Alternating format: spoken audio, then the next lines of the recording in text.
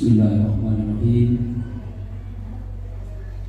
Assalamualaikum warahmatullahi wabarakatuh.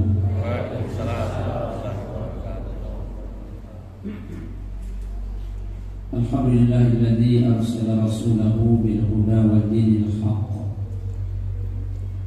liyuzhirahu 'ala ad-dini kullihi wa kafaa billahi shahida. Asyhadu an la ilaha illallah wahdahu la syarika lah wa asyhadu anna Muhammadan abduhu wa rasuluh la nabiyya ba'dah. Rabbi shrah li sadri wa yassir li amri wa hlul 'uqdatam min lisani yafqahu qawli. Qala Allah Ta'ala fil Qur'anil Karim, a'udzu billahi minasy syaithanir rajim. Ya ayyuhan nasu rabbakumul ladzi khalaqakum alladziina min qablikum la'allakum tattaqun. Wa qala aidan ya ayyuhalladzina amanu taqullaha haqqa tuqatih wa la tamutunna illa wa antum muslimun. Yang kita muliakan dan semoga dimuliakan oleh Allah Ta'ala, Bapak Ketua bersama seluruh pengurus Masjid Nurul Ikhwan, dan yang kita muliakan dan semoga dimuliakan oleh Allah Ta'ala, Imam Masjid Nurul Ikhwan, orang tua kami, tokoh masyarakat bersama seluruh jamaah kaum muslimin, kaum muslimat rahimakumullah. Marilah kita bersyukur kepada Allah Ta'ala. Kita ucapkan alhamdulillahirabbil alamin, karena sampai hari ini terus menerus tak pernah putus Allah Ta'ala memberikan banyak nikmat untuk kita. Semoga dengan bersyukur mudah nanti kita mempertanggungjawabkannya di akhirat sana ketika Allah bertanya. Allah berfirman dalam Al-Quran At-Takasur ayat yang ke-8, "Tsumma latus'alunna yawma idzin 'anin na'im."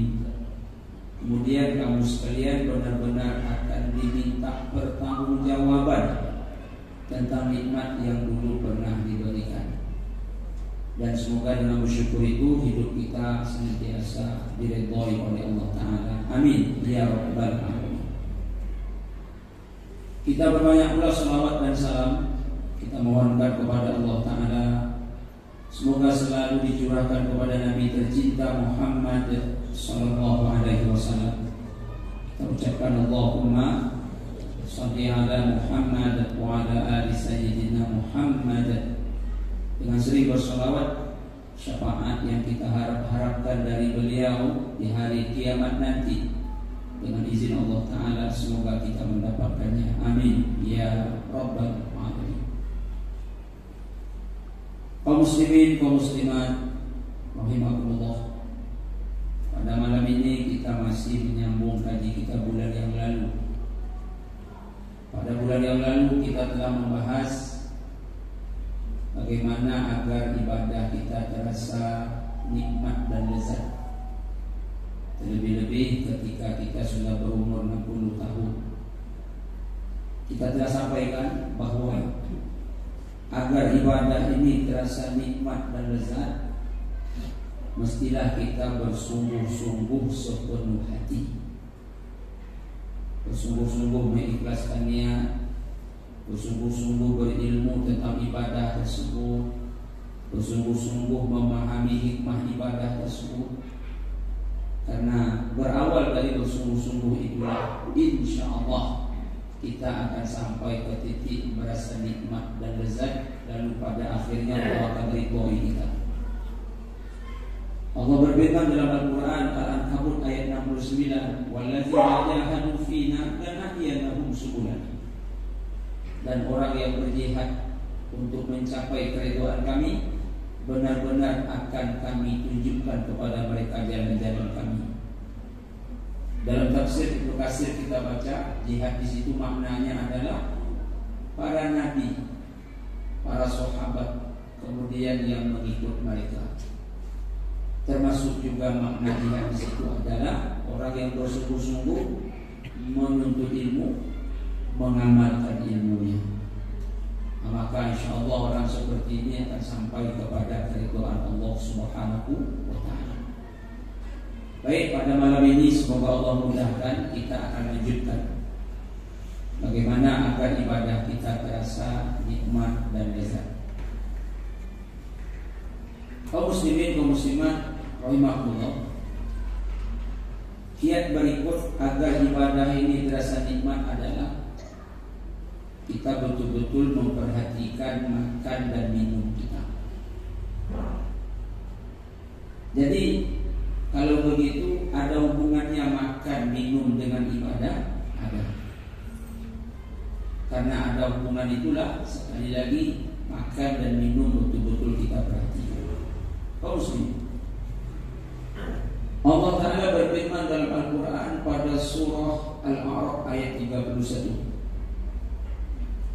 Kulu washrabu wa la tusrifu. Makanlah dan minumlah, tetapi kata Allah jangan berlebih-lebihan. Kaum muslimin, kaum muslimat rahimakumullah, ketika seseorang berlebih-lebih dalam makan dan minum, maka dia akan mengalami kekenyangan. Kenyang biasanya mengundang kantuk. Kalau sudah kantuk, malas pun biasanya datang. Kalau tiga hal ini berkumpul pada diri seseorang, dia kenyang, dia kantuk, dia malas, jangankan nikmat beribadah, ibadah itu sendiri pun mungkin tidak dikerjakannya. Ibadah itu pun mungkin dia tinggalkan. Kalaupun dia beribadah, tak akan terasa nikmat. Kaum muslimin, kaum muslimat yang berbahagia, dalam kitab Tazkiyatun Nufus, kenyang itu adalah salah satu pintu setan. Apa artinya? Orang kalau kekenyangan, pintu itu terbuka. Kalau pintu terbuka, setan senang masuk. Maka supaya setan tak masuk, tutup pintu. Cara menutupnya, jangan kenyang. Kemudian ketika seseorang kenyang, itu syahwatnya naik. Kalau syahwat naik, dia biasanya susah nak mengendalikan nafsu. Dan ini juga termasuk pintu setan. Jadi kalau kenyang, pintu terbuka. Syahwat datang, pintu juga berarti terbuka. Kalau pintu terbuka, dia masuk. Kalau dia masuk, lalu apa yang terjadi? Diganggunya lah kita di dalam beribadah. Ketika gangguan itu dahsyat, sekali lagi ibadah itu tidak akan terasa lezat dan nikmat. Jemaah, Nabi Muhammad SAW itu lebih sering lapar ketimbang kenyang. Beliau lebih sering lapar ketimbang kenyang. Kita sudah sering mendengar riwayatnya. Bahkan pernah rumah baginda SAW 3 bulan tak ada asap. Apa sebab? Memang tak ada yang nak dimasak. Sebenarnya Nabi bisa saja dia kenyang. Apa yang beliau mohonkan kepada Allah, Allah akan kabulkan. Tapi kenapa Nabi sering memilih lapar? Sebab lapar itu bisa melembutkan hati. Lapar itu bisa menjernihkan hati. Tapi kalau kenyang sebaliknya. Kenyang membuat hati keras. Kenyang membuat hati tertutup. Begitu juga baginda Rasulullah SAW, beliau itu lebih sering menangis ketimbang ketawa. Apa kata Rasulullah dalam hadis riwayat Imam Bukhari? "La ra'aitu ma ra'aitu la dhahiqtum qalilan wa la bakaitum katsiran." Kata Nabi, kalau kalian melihat apa yang aku lihat, kalian akan sedikit ketawa, banyak menangis. Tapi kita tak melihat seperti yang Nabi lihat. Yang melihat cuma beliau. Dan beliau katakan lebih banyak menangis ketimbang ketawa. Jadi ketawa itu dapat menangis itu dapat melembutkan hati. Tapi justru kalau air mata tak keluar, ada hadis riwayat Imam Ahmad, apa kata Rasulullah? Jumudul ain min qaswati qalbi. Keringnya air mata, tak maunya air mata keluar, itu adalah tanda kerasnya hati. Kalau hati keras, ibadah takkan nikmat. Maka sekali lagi itu rahasianya Nabi lebih sering menangis ketimbang ketawa. Karena ketawa itu dapat, menangis itu dapat melembutkan hati. Apalagi menangis karena Allah. Dalam hadis riwayat Imam Bukhari, ada 7 golongan yang Allah selamatkan di akhirat. Apa satu di antara amal 7 golongan tadi? Zakarallahu khaliyan fafadat ainah. Kita dikumpulkan Allah di padang mahsyar, matahari di atas kepala, kita tak ada busana, pastilah panas. Tapi ada 7 golongan yang Allah selamatkan. Siapa salah satunya? Orang yang bangun di tengah keningan malam, berzikir kepada Allah, menangis. Dalam hadis yang lain apa kata Rasulullah? Ainani la tamassahu an-nar. 2 mata yang takkan disentuh oleh api neraka. Siapa salah satunya? Ainun bakat min khasyatillah. Mata yang menangis karena takut kepada Allah. Makanya dalam hadis riwayat Imam Tirmizi apa kata Nabi? La tuksirid dhahik fa inna kasratat dhahik tubitul qalb. Jangan banyak ketawa mematikan hati. Termasuklah banyak makan hati juga menjadi mati.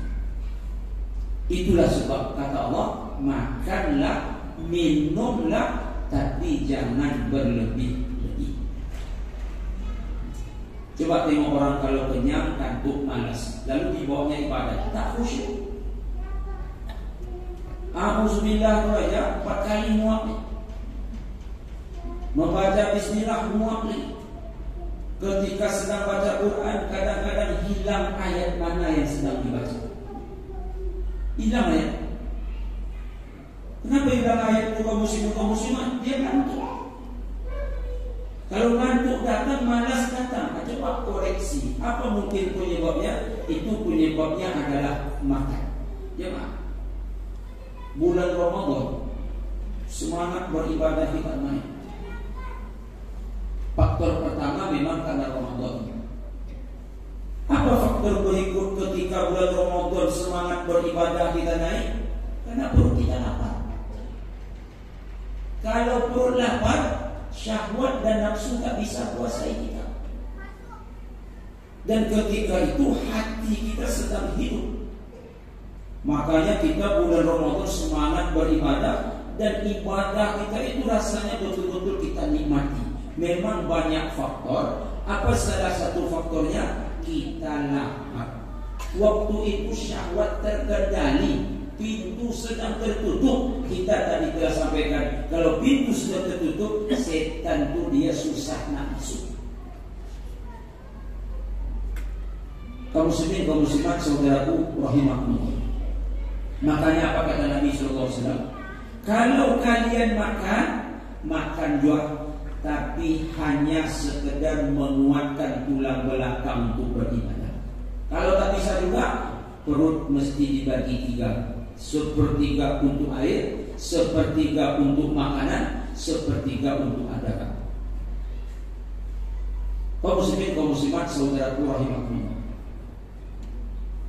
Nabi Muhammad SAW itu jemaah sama-sama sudah kita ketahui, beliau salat malam itu tapi sering. Salat malam 1 rakaat 3 surah. 3 surah. Surah Al-Baqarah, Surah Ali Imran, Surah An-Nisa. Itu 1 rakaat. Kalau kita tengok dalam Al-Quran itu 5 juz lebih 2 lembar setengah kalau tak salah. Kalau 1 juz setengah jam, 5 juz itu 2 jam setengah, 1 rakaat. Berarti lama Nabi itu berdiri. Kenapa Nabi bisa lama berdiri seperti itu? Jawabannya karena sehat. Kenapa Nabi sehat? Salah satu faktornya pola makan. Jadi ibadah, sehat, makan itu ada kaitan. Saya ulangi. Kenapa Nabi bisa berdiri selama itu? Sehat. Kalau sakit tak mungkin beliau berdiri selama itu. Kenapa Nabi sehat kaum muslimin? Karena beliau itu betul-betul memperhatikan makanan. Kalau kita kenapa tak bisa lama berdiri seperti itu jemaah? Nah, penyakit tidak banyak. Samuran, saraf kejepit, pinggang goyang, lutut tak kuat lagi. Kenapa itu semua? Salah satu penyebabnya karena makan juga. Jadi kalau salah-salah makan, badan tak sehat. Kalau badan tak sehat, ibadah tak kuat. Tapi kalau bagus cara makan, badan kuat. Kalau badan kuat, ibadah terasa nikmat. Ingat jemaah, saya dulu pernah sampaikan, kita ini bukan Nabi Ayub alaihissalam. Kalau Nabi Ayub itu jemaah makin sakit, makin kuat imannya. Makin sakit, makin hebat ibadahnya. Tapi kita tak bisa seperti Nabi. Sampai-sampai apa kata istri beliau, "Bang, berdoalah abang kepada Allah. Abang kan Nabi. Doa abang akan diijabah oleh Allah. Mintalah ke Allah biar sehat."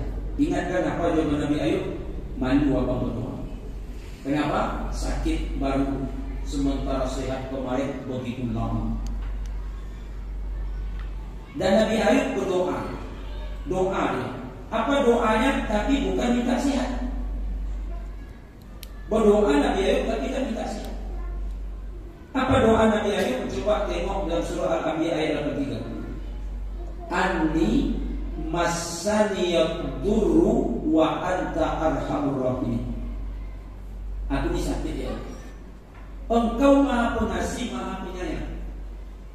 Tak ada minta sehat di sini. Kau Maha Pengasih, Maha Penyayang. Kenapa Nabi Ayub tak minta sehat? Karena tadi saya katakan dulu sakit, sehat lama. Sakit sebentar baru. Malu dia minta sehat. Yang kedua, kenapa Nabi Ayub tidak minta sehat? Mana tahu sakit ini yang terbaik menurut Allah untuk dia. Sementara dia minta sehat, berarti berseberangan keinginan Allah dengan keinginan. Untuk itu Nabi Ayub tak minta sehat. Dia cuma katakan aku sakit. Yang ketiga, kenapa Nabi Ayub tak minta sehat? Itulah doa para Nabi itu indah-indah. Doa Nabi itu indah-indah. Contoh Nabi Adam alaihissalam. Singkat cerita dia dikeluarkan Allah dari surga karena satu kesalahan. Tapi apa doa Adam? Doa Adam, Rabbana zalamna anfusana wa illam taghfir lana wa tarhamna lanakunanna minal khasirin. Adam cuma katakan, ya Allah, aku telah menzalimi diriku. Jika engkau tak ampuni aku dan tak sayangi aku termasuk ke dalam golongan orang merugi. Adam tak berdoa seperti ini. Ya Allah, tak sedap di luar itu. Tolong masukkan lagi aku ke dalam. Salahku kan cuma satu ya Allah. Adam tak minta seperti itu. Walaupun salah cuma satu. Walaupun sekarang tiba di dunia yang tak seenak surga, tapi Nabi Adam tak minta masuk lagi. Malu. Yang dikatakan Adam, aku telah berbuat zalim, aku telah berbuat salah. Kalau engkau tak ampuni aku, tak sayangi aku akan termasuk dalam golongan orang merugi. Kembali ke Nabi Ayub, beliau sakit tapi imannya kuat. Beliau sakit, ibadahnya tak terganggu. Kita tak bisa seperti Nabi Ayub. Maka kalau begitu, pola makan diatur. Nabi kenapa bisa kuat beribadah? Karena sehat. Kita kenapa kadang-kadang tak pergi subuh ya maaf? Pas nak pergi subuh, asam urat kita kabur. Asam urat kamu pasti penyebabnya makan. Makan. Makanya Nabi mengatur. Apa dia atur Nabi kaum muslimin? Nabi itu kalau makan, dia menyuap dengan 3 jari. Berarti suap Nabi itu kecil. Kalau suap kecil masuk ke dalam mulut lapang. Kalau mulut lapang lalu dibekunya, yang ada dalam mulut itu kena semua. Lalu makanan tadi betul-betul hancur. Begitu ditelan tidak mengganggu pencernaan, sehat.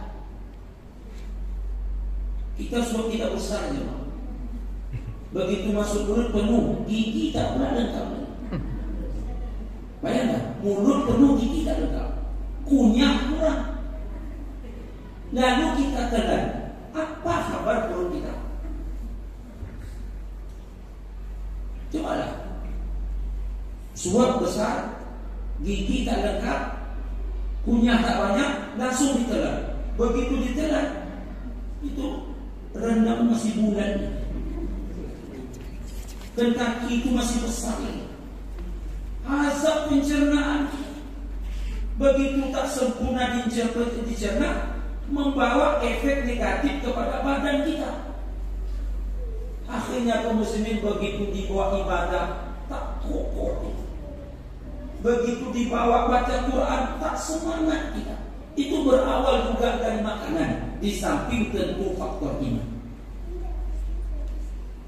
Nabi Muhammad SAW kalau makan, kaum muslimin tidak terlalu panas, tidak terlalu dingin. Kalau kita sengaja cari yang panas, ditutup dengan minum teh es. Banyak betul pola makan kita yang salah.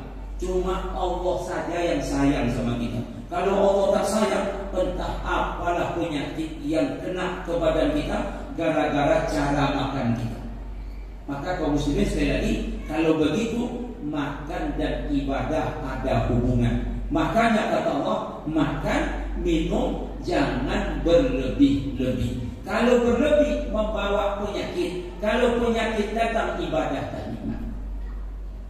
Yang berikut, Allah berfirman dalam Al-Quran Al-Baqarah 168, Ya ayuhan nas, kulu mimma fil ardi halalan thayyiban.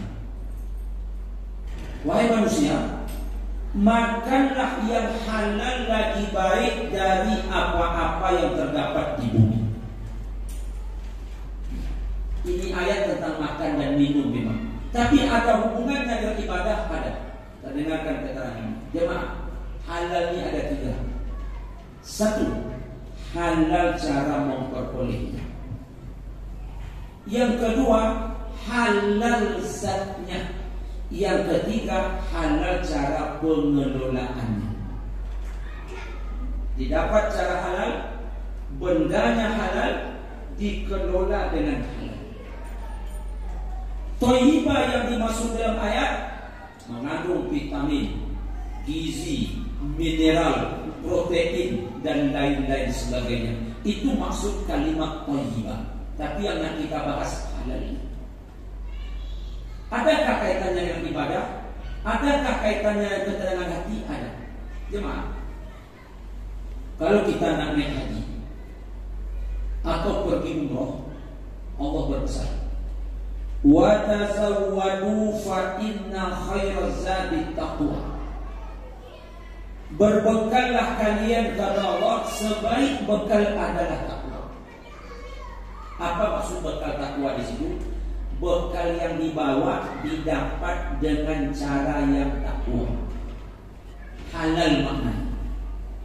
Duit yang dibawa duit halal, pakaian yang dipakai pakaian halal. Itu maksud wa tazawwadu, bawa bekal.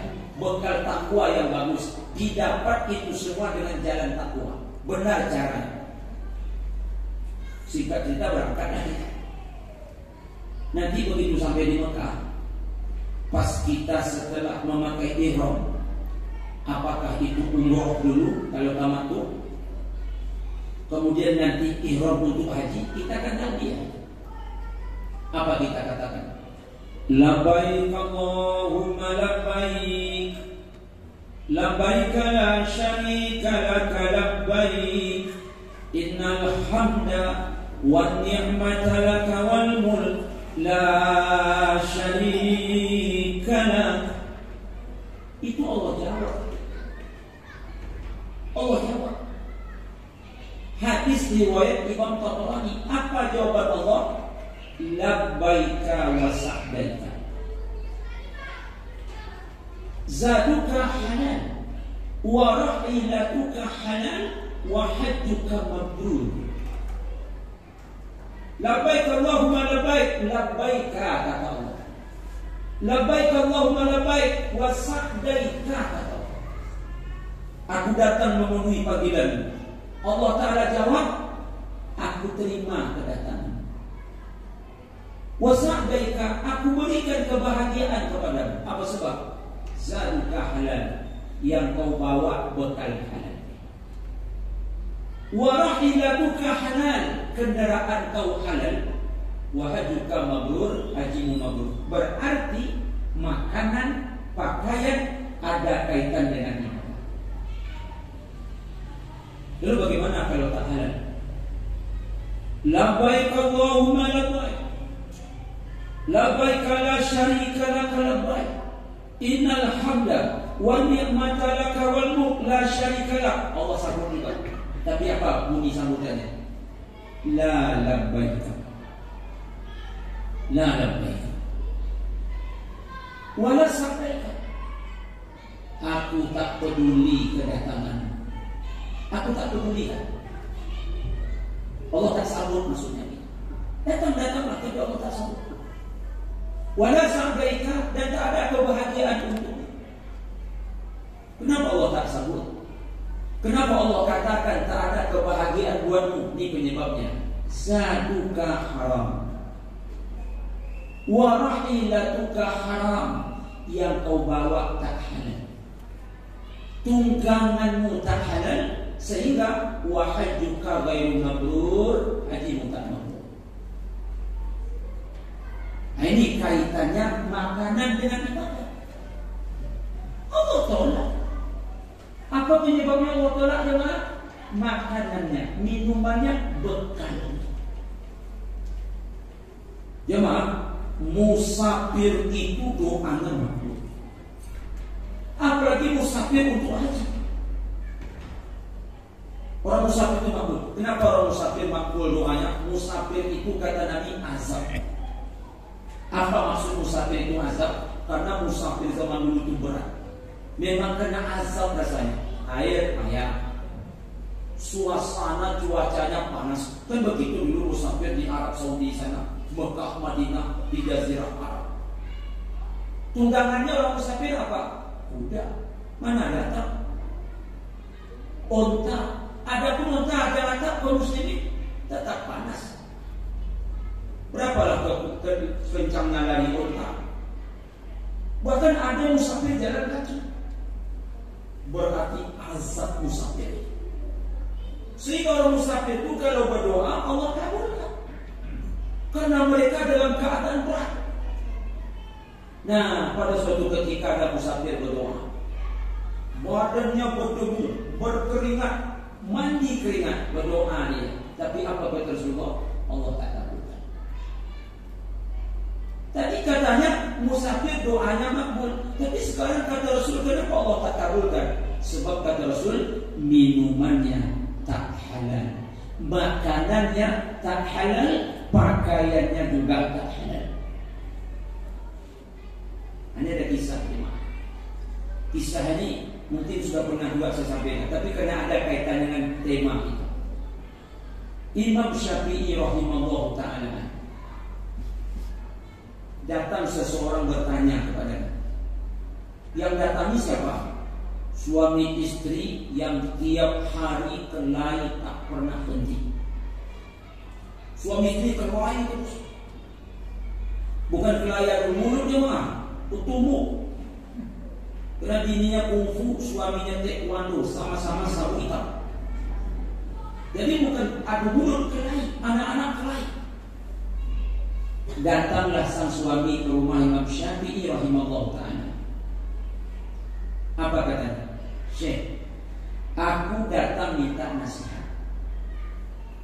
Tolong nasihati aku Syekh. Semoga nasihat Syekh ini jadi solusi buat aku, istri dan anak-anakku. Apa masalahnya? Rumah tangga buta aman Syekh. Kamis yang malam kelahi terus. Tolong nasihati saya. Apa yang mesti kami lakukan? Jemaah, Imam Syafi'i nanya seperti ini. Kau bekerja sehari-hari, bekerja, dapat gaji bulanan atau harian? Bulanan sih. Berapa gajimu sebulan? 5 dirham. Kata Imam Syafi'i, baik, nasihatku kepadamu supaya rumah tanggamu ditanam, temui majikanmu sekarang. Kenapa sih? Minta tolong supaya gajimu dikurangi 1 dirham. Agak lain di mana sih? Kalau kita tak bisa dapat nasihat macam ini. Tapi kalau Imam Syafi'i usul, datangi majikanmu, minta tolong naik gaji.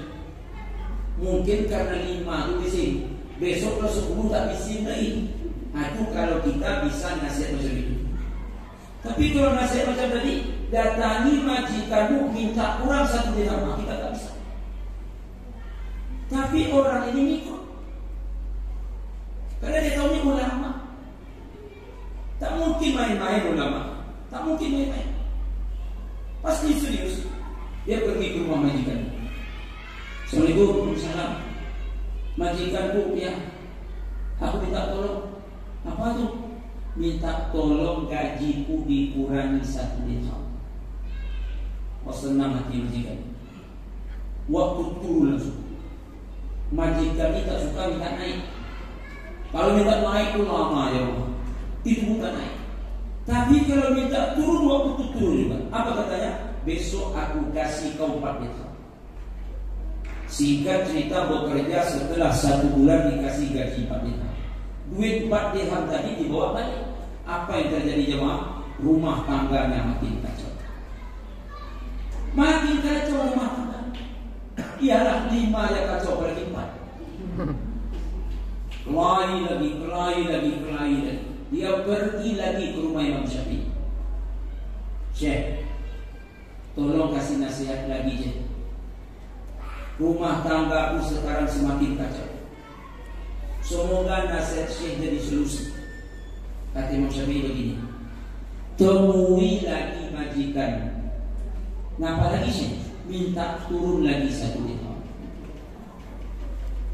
Sekali lagi, kalau kita dapat nasihat macam ini, Imam Syafi'i sudah kita bilang gilo Syafi'i. Tapi dia ngikut. Dia pergi ke rumah majikannya. Singkat cerita sampai di situ apa katanya? Wahai majikanku, ya, tolong gajiku dikurangi lagi 1 dirham. Majikannya senang. Setelah bekerja 1 bulan dikasih gaji 3 dirham. Dibawalah 3 dirham itu. Begitu 3 dirham ini dibawa pulang, apa yang terjadi jemaah?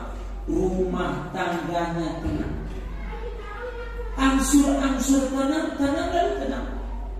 Bahagia. Dia betul-betul bahagia sekarang. Apa sebab? Mimpi jadi kenyataan.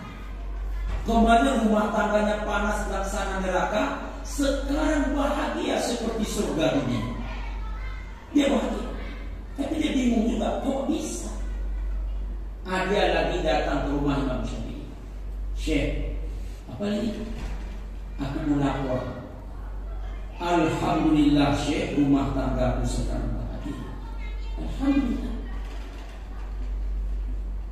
Kemarin Syekh kelahi, sekarang saya dengan istri kalau salah, itu istri saya cium kanan dia. Saya sambut mencium kening. Cipika-cipiki. Jemaah, saya sarankan jemaah di rumah tangga yang masih punya istri, yang masih punya suami, setiap berjumpa jabatlah tangan istri kita, tangan suami kita.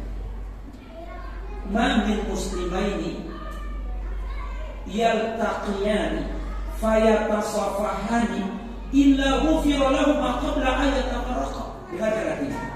Tidaklah 2 orang muslim bertemu, apalagi suami istri, lalu keduanya berjabatan tangan, kecuali rontok dosa kedua. kita suami ini banyak salah ke istri, apalagi istri lebih banyak lagi salahnya ke suami. Jadi cara menghabiskannya asal nak pergi salam, begitu pulang ketemu salam. Ketika kita bersalaman, kata Nabi, dosa kita berdua habis. Dalam hadis yang lain, Nabi ibaratkan tanasarat khatayahuma kama yatanasaru waraqas syajar. Gugur dosamu seperti gugurnya daun dan ranting-ranting yang kering. Dan kalau dapat jangan salamnya. Bagi ibu-ibu, cium tangan suami supaya kami senang mencium kedua ibu. Iya, kamu mau tapi bersambutnya cipika cipiki. Ini kepada bapak amalkan, jangan malu kan ini kita. Malu pula kalau bini orang dia malu. Bini orang malu pula. Ini kenangannya pula malu Pak Ustaz. Aku ini malu kan bini awaknya. Bini orang tak malu, aku ini bahagia, itu ayo. Macam ibu juga jangan malu mencium tangan suami ibu. Kan suami ibu, suami orangnya lah. Nanti kalau kita berumah tangga mesra seperti ini, giliran kita ada checklist dalam rumah tangga, lalu tak tegur sapa, itu tak tegurnya tak bakal lama. Kenapa? Kita merindukan suasana bahagia. Tak ada, karena memang tak pernah bahagia. Iya, lalu tak tegur, kata istri, tak tegur. Kata suami, tak tegur. Karena tak ada yang nak dirindukan. Tapi coba kalau kita mesra-mesraan, kelahi itu pasti ada, pasti bertengkar. Nanti bertengkar itu takkan lama karena kita rindu lagi. Kembali kita kepada cerita. Tidak nanti maksudnya. Tapi aku bingung sih, kok bisa sekarang tenang seperti itu? Imam Syafi'i jawab, kemarin kenapa tak tenang? Sebab 5 dirham yang kau bawa pulang, ada 2 dirham yang tak ada. Dari mana saya tahu? Aku tengok kau ni sering pergi kerjanya lambat, pulang cepat.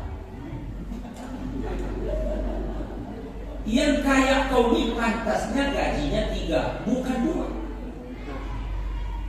Nah, sekarang kenapa tenang? Udah cocok dengan gaya kau. Kau kan lambat pergi, pulang cepat, 3, dia cocok, halal semua. Kembali kau terima 5, ada 2 yang tak halal, maka rumah tanggamu tak tenang. Jadi kau muslimin, makan dan minum ada hubungannya dengan hati. Jadi kalau ada kita sekarang baca Quran kok tak nikmat. Kenapa surat tak nikmat? Coba cek makanan kita. Mungkin itu penyebab. Mungkin kena sakit atau mungkin kena hati kita yang bisa.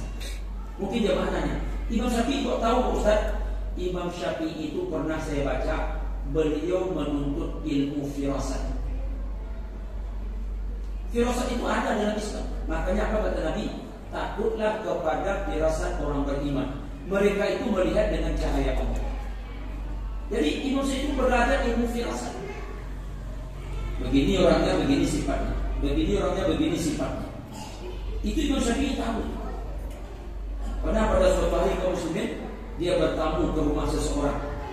Begitu Imam Syafi'i bertamu, menurut firasat beliau, ini orang tak baik.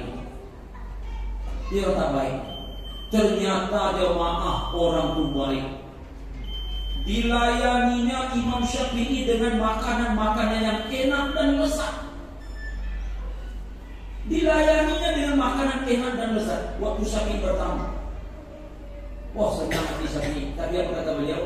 Salah firasat itu tadi. Kayaknya orang Syafi'i tak baik, rupanya dilayani dengan makanan yang enak. Pas sudah makan dimintanya bayarannya sekalian. Pas dia firasat Imam Syafi'i baik, sanggup gratis hukum bayar. Kaum muslimin, kaum muslimat, saudara rahimakumullah. Jadi sekali lagi, agar ibadah terasa nikmat, di samping bersungguh-sungguh, coba cek apa yang kita makan, yang kita minum, yang kita pakai. Halal pun berlebih ternyata tak boleh. Kalau berlebih itu menimbulkan sifat malas dan segala macamnya. Baik Bapak Ibu jemaah, panjang umur sehat badan, masih banyak pembahasan bagaimana agar ibadah kita ini terasa nikmat sampai ke akhir hayat, dan semoga ibadah kita diterima oleh Allah Ta'ala. Semoga kita semua husnul khatimah di akhirat nanti, Allah Ta'ala masukkan kita ke dalam surga. Amin ya rabbal alamin. Terima kasih atas perhatian. Mohon maaf banyak kekurangan. Kita tutup dengan doa kafaratul majlis. Subhanakallahumma rabbana wa bihamdika asyhadu an la ilaha illa anta astaghfiruka wa atubu ilaik. Billahi taufiq wal hidayah. Assalamualaikum warahmatullahi wabarakatuh.